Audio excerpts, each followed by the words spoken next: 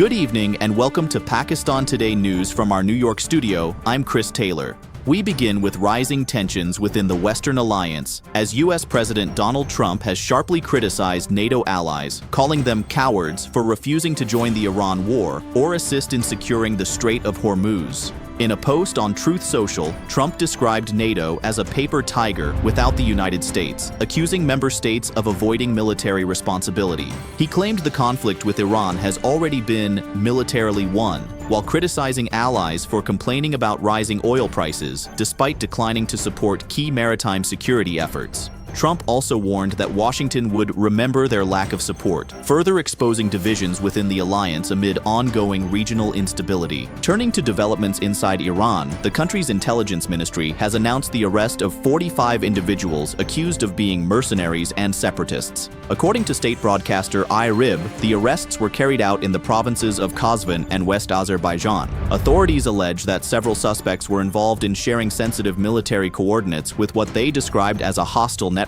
At least 6 individuals are said to have links to separatist groups and were reportedly planning an attack in the northwestern city of Bukhan. Iranian officials say investigations are ongoing as security forces continue operations against perceived threats to national stability. In Lebanon, Hezbollah has strongly denied accusations made by the United Arab Emirates that it operates a network within the country. The denial comes after Emirati authorities claimed that 5 individuals were arrested for alleged links to a terrorist network connected to Hezbollah and Iran. In an official statement, Hezbollah described the allegations as fabricated, insisting it has no presence in the UAE or in any other country under any form of cover, including commercial activities. The situation highlights growing regional tensions and continued security concerns across the Middle East. We now go to our correspondent in Islamabad for more on diplomatic developments surrounding the crisis. Sarah William joins us live. Thank you, Chris.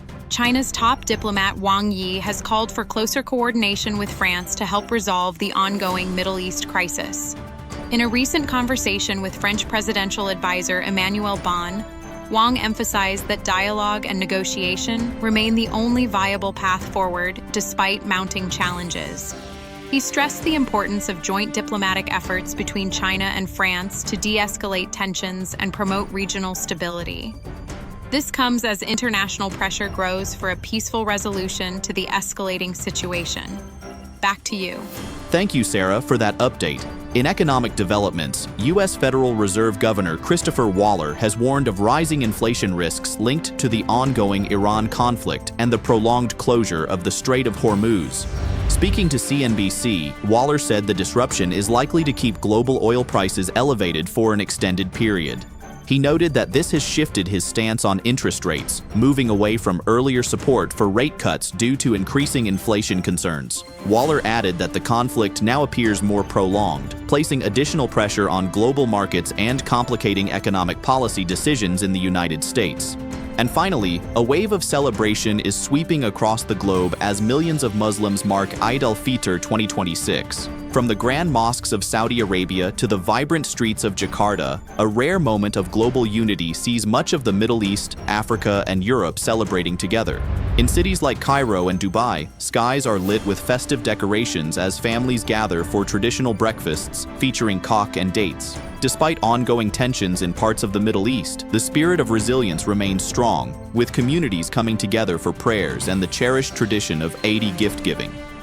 Fashion trends this year highlight soft pastels and traditional attire, reflecting both heritage and modern style.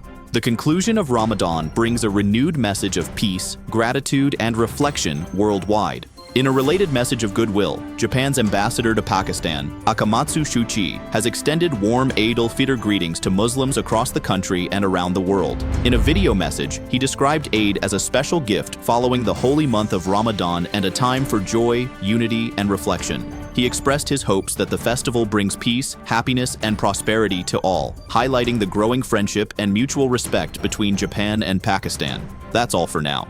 You're watching Pakistan Today News. I'm Chris Taylor.